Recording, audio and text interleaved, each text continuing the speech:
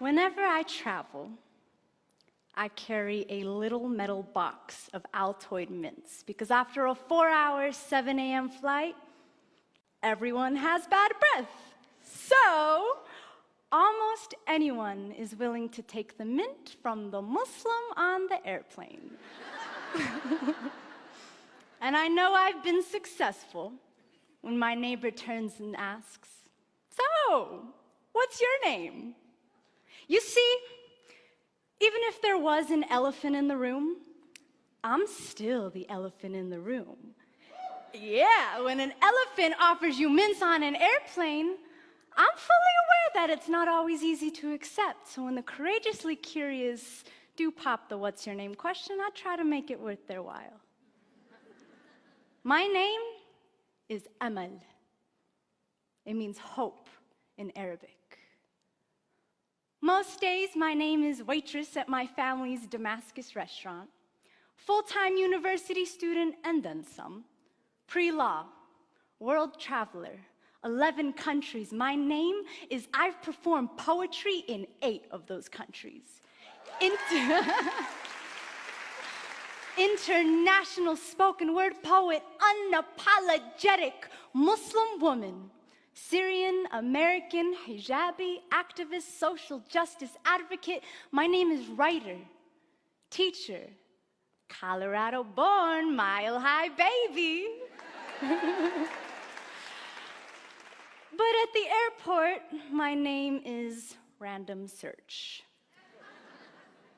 And on the street, it's terrorist, sand nigger, raghead, oppressed, and on the news, it's ISIS, jihadi, suspect, radical. My name is could your Muslim neighbor be an extremist?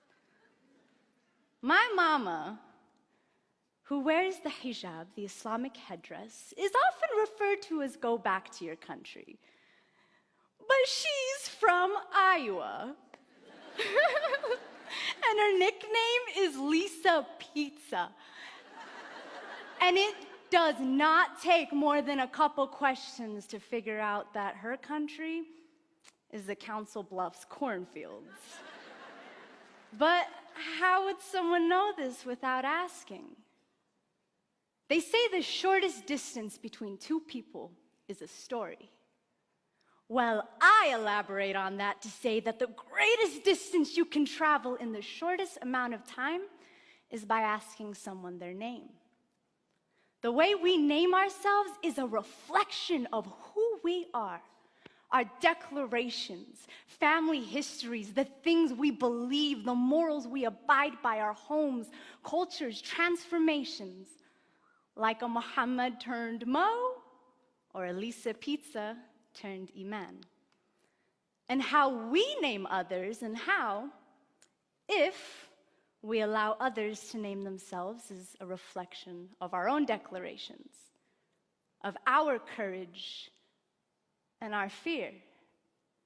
The malleability of a person's story must be self-determined, coming from the lips of the storyteller, not the anchorman, not the megaphone, not even the scarf on her head or the melanin in his skin, because no one can speak the names of billions in one breath unless it's in prayer. And oftentimes when we generalize, it isn't because we're praying. And when we don't ask someone their name, we're not asking for their story. In the world of mass media and rampant misinformation, it is hard for anyone, including myself, to deconstruct all these terrifying stories that we hear. And sometimes, instead of isolating them, individualizing them, we tend to paint a group of people with a broad brush, until suddenly, everyone with a hijab on is a raghead that needs liberating. Or everyone with white skin is a racist cracker. Or everyone with black skin is a fatherless nigger.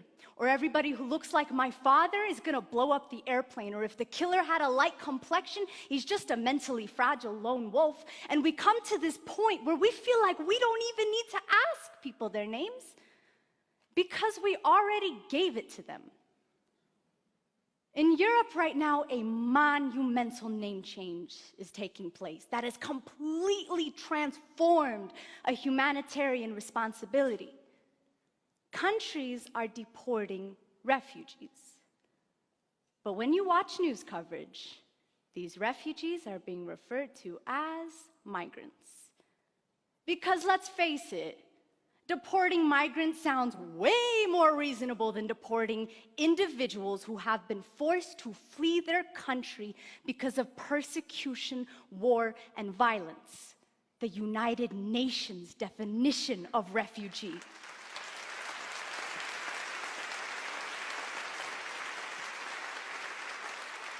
And in naming these people this way, we've attributed to them a choice instead of a circumstance, some economic gain instead of a desperation.